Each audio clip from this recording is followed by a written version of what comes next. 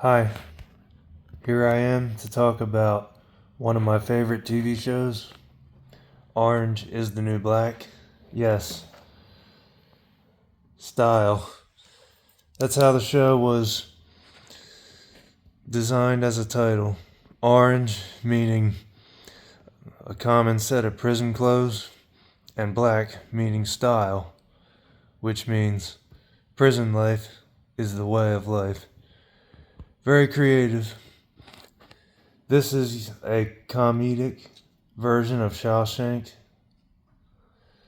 and Shawshank Redemption is in fact one of the highest rated and maybe even one of the best films ever made. It's a men's story, but Orange is the New Black is a female prison story and probably by far one of the best, if not the best, prison television shows. You have other female prison stuff. I believe most prison content is all men's, but you have Girls Incarcerated and Jailbirds, which are well known, popular, but they don't have a whole lot of story to them. A lot of what they are is a bunch of testimonies being shared and not a whole lot of adventure. Then you have Wentworth, which is probably just as popular, if maybe not more popular than Orange is the New Black. But Wentworth would actually be more like a horror version of Orange is the New Black. And Orange is the New Black is all kinds of backstories, all kinds of interesting drama. And it really does help you get to know the reality of women. So,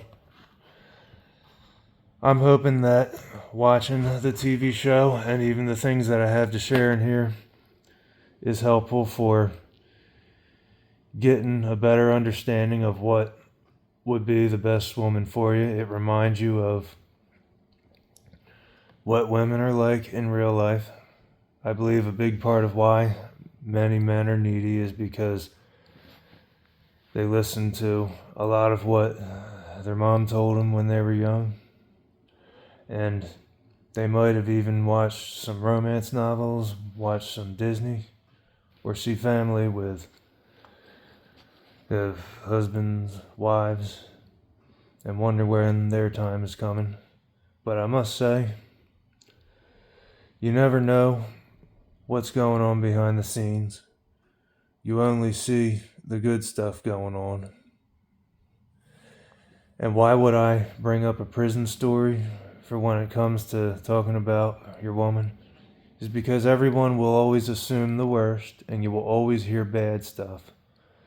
Versus when people talk about stories of themselves, they have all kinds of cover-ups, all kinds of excuses.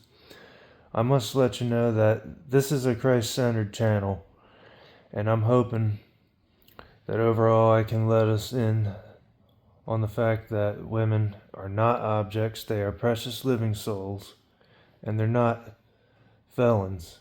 They just happen to fall into a lot of failure because of maybe choices they made when they were young and what they've become subconsciously, or maybe even during a rough moment in their life were framed. We'd be surprised how many prisoners are innocent of what they did. But nobody's innocent. At the end of the day, we're all sinners saved by grace. And watching the Orange is the New Black, it probably will slow down your neediness because it'll let us in on the reality of what relationships with women and romance is really about. And it might slow down your porn addiction too. I must say, there is quite a bit of nudity in it, particularly in the beginning, but nowhere near as bad as it is in any other horror. Not that I'm saying Orange is the New Black is horror. It does have quite a bit of nudity and blood in it. But how would that help us avoid porn addiction? It reminds us once again that women are precious living souls. And once you get to know all kinds of different women and get to know the reality of it and how much you can like someone from who they are, it will remind you that you like them better than you do their feminine beauty and or something it contains, aka stop settling for simple pleasure that's fleeting and never enough. And it should slow down your neediness because it lets you in on reality and will remind you that women are not some Messiah we've been waiting on to come and rescue us. The Messiah came 2,000 years ago. We do not need another one. Hebrews 10:10 states that Jesus Christ is the final sacrifice once and for all. So, I will, in time, get to who would be my top 3 women in Orange is the New Black, should I have the option of dating any of them, even though none of them are real characters. Orange is the New Black only has 2 real-life characters, who were the 2 main, Piper and Alex Voss. Everyone else was a made-up name, but not quite a made-up character. Some of them were just beloved characters that were given a name, that Piper Kerman, but in the TV series is Piper Chapman, told the public about, because it's once again based on a true story. And now, of course, I have my reasons why I would probably ask these should they give me enough attention and they be single and open. These ones, should they be single and open and they maybe not show much interest in me, I would seek to find interest in them. Because in time, and only in time, could they heal us. Women are to be helpmates, but why should they help men who are not living a balanced lifestyle, aka not really being men? And yes, Joe Piscatella's story reminds us about how being a tough guy is not attractive, and Baxter Bailey's story, which is quite a sad story, and it reminds us of how neediness affects every area of life too. So, overall, Joe Piscatella was one of the prison guards. He was very rude to the women, and we find in his backstory that he was actually gay.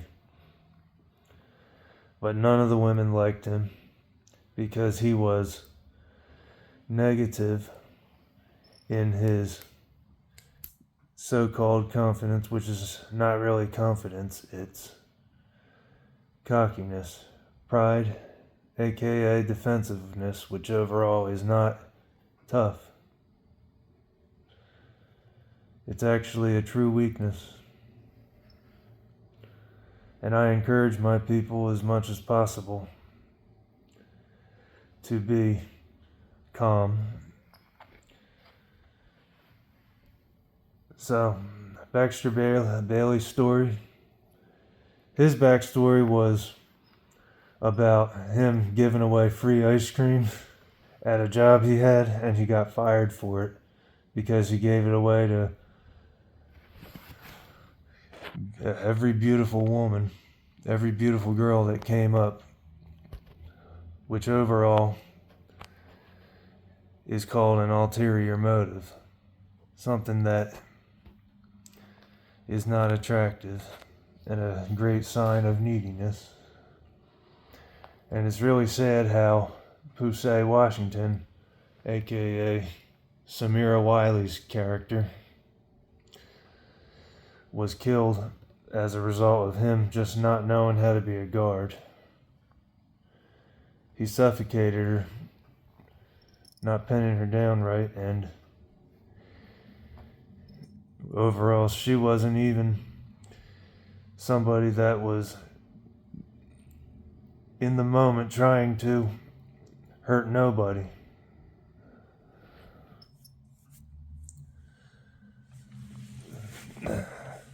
Which was even a turning point in the whole story. So, why would I choose Pusey Washington? She was by far the kindest and most calm-spirited, which is something that I always love in a woman. And I have my reasons why. I probably wouldn't, partly because she partook in lesbianism. That's a common thing in prison life, homosexuality, lesbianism. That does not glorify God, and it talks about that in Scripture. And it's something that many are settling for because they don't have any life on the outside. Nikki Nichols was lesbian too. That's Natasha Lyonne's character. But why did I like her? Because she was open to being everybody's friend, which is something that I've always liked as well. Why would I want a lesbian? Because as a Sigma male, I believe in how to convert someone over, and I'll talk about that in a later video, which is a more advanced one. In my next video, we'll be talking about porn addiction. So, Emma Miles' character of Leanne Taylor, I really just liked her because she understood grateful living by having Amish experience. She was not the best person of character. She was just one of the more exciting types. And then you have Kimiko Glenn's character of Brooke Soso and Danielle Brooks' character of Tasha Jefferson, who was Tasty. So, I want to talk about these two together. And why? Because a funny story is, I've heard somebody ask somebody, would they rather be with someone who is a big girl, not the best looking, or someone like in a season 2 episode who never showered and had terrible hygiene, but yet was a beauty. Someone asked, would they rather be with this woman or this woman? And a couple people said they would choose this woman. And one person said they'd choose this woman because at least they could just close their nose to the smell. But they couldn't close their eyes to this. Overall, you should care about who somebody is on the inside more than the outside, because other than having someone to curl up with and orgasm with, not only gets old, but it is not the way of living. It's not the way of glorifying God or being in any relationship. Why do I like them two personally? This one was really just somebody who I could trust to be responsible. And even though I did not like any of her attitudes, and she would have saved herself a lot of trouble in season 6 and 7, should she have made a better choice in season 5. And then Brooke Soso, she was a kind-hearted person, but I didn't like it that she partook in lesbianism. So overall, that's one way, and very soon I will talk about who were my top 3.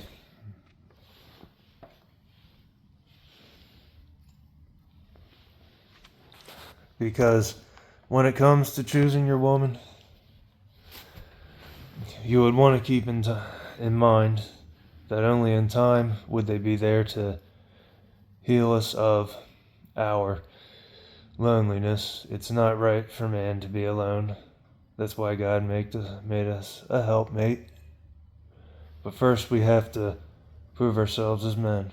We'll talk about women not being women in some other story, but keep in mind that there's too much that women will never be able to argue or overcome us with. Because women are not to be blamed for anything but to be cherished, and that's one of my most memorable readings in The Way of the Superior Man, written by David Deida. I would suggest you read it. It will actually really help you man up.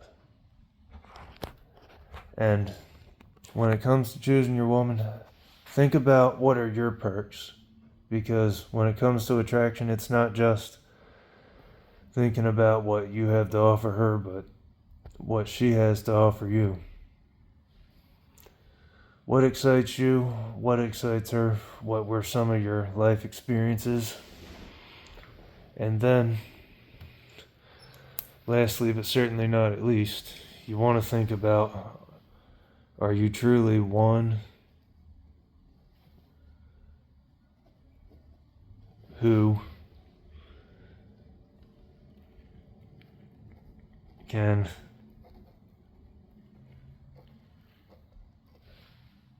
handle her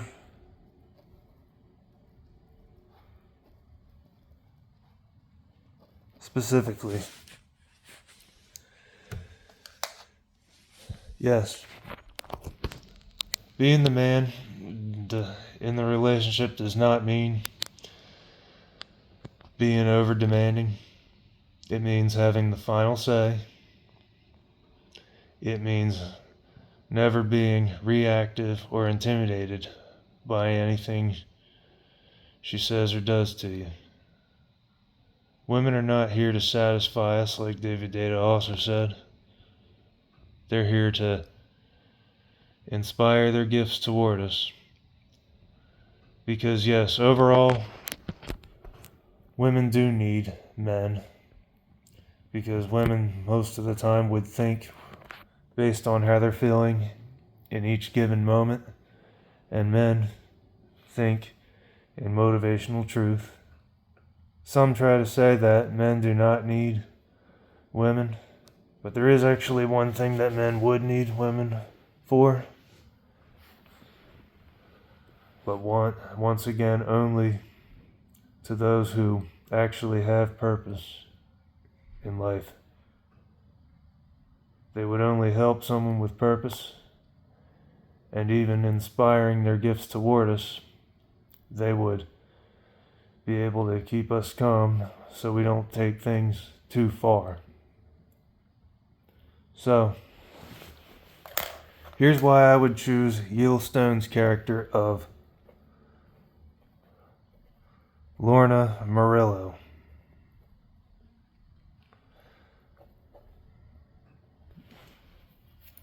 I could care less about her beauty and even about her beautiful voice. But she is somebody that I could trust more than all the rest of the prisoners, and I believe that her and Brooke Sosa were actually the only two that were not locked up for what is most commonly locked up for: drugs, theft, murder. The rest of them were, and a couple of them were just framed. But either way, Lorna Murillo is someone I could trust to never cheat on me, but she's also someone who would strangle the life out of you because she's overly needy. And towards the end of the whole series, her husband ends up divorcing her because she won't stop believing that her son was still alive, aka living in a fairy tale.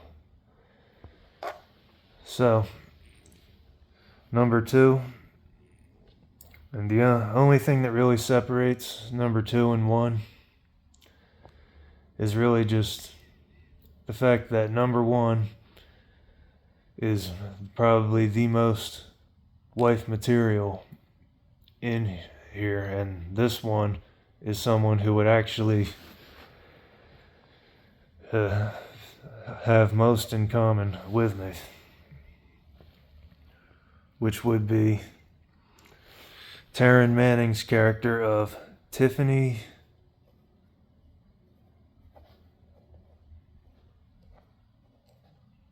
Doggett, and they called her Pennsatucky. She did not have the best character in the beginning, but she really cleaned up a lot of her bad attitude in season 2. And even though she was locked up for something that was her problem, a aggraved assault, she assaulted her abortion person, and then when she went to court, she had a good lawyer who didn't support abortion rights, and a whole crowd of people who were there thinking that she was just defending it, which is why she had a reduced amount of years in there. But because assaulting somebody is against the law, she still got prison time. She was actually the most humble person. She left behind leaving the country because she escaped during the prison riot, which is something that I would always want my woman to be. And it was really sad how she died of an overdose right at the end of the series because she thought she didn't pass her test. And then it turned out she did. And as for lastly but certainly not at least, it's funny that all three of them were privileged enough to drive the prison van outside of the premises, but with a guard with them, would be Diane Guerrero's character of Maritza Ramos. Yes, I love Colombian women, and I even go back there to see my Colombian friends from time and again because I'm a salsa dancer. And before I talk about Maritza, do be aware of what they call a passport bro. These days they're keeping an eye on people who go to places like Colombia, Thailand, Philippines, and all kinds of places just to hit on the women. They have guards there, and I had to be taken in the back and get questioned and even show them photos of when I was last there and my friends to get through. So, Maritza Ramos is wife material, not so much because she's Colombian, but because she is in fact intelligent like one, committing like one, caring like one. And what was she locked up for? She scammed a car dealership, but not really by any means of doing so other than because someone taught her to do it and she fell for a trick, which is another thing that made me sad. So, overall, I am wishing you all the best with finding the man you are. I suggest that you watch this show. Hopefully it will in time help you to stop worshiping women and to stop idolizing their beauty in time, and with understanding what women would be best for you. God bless.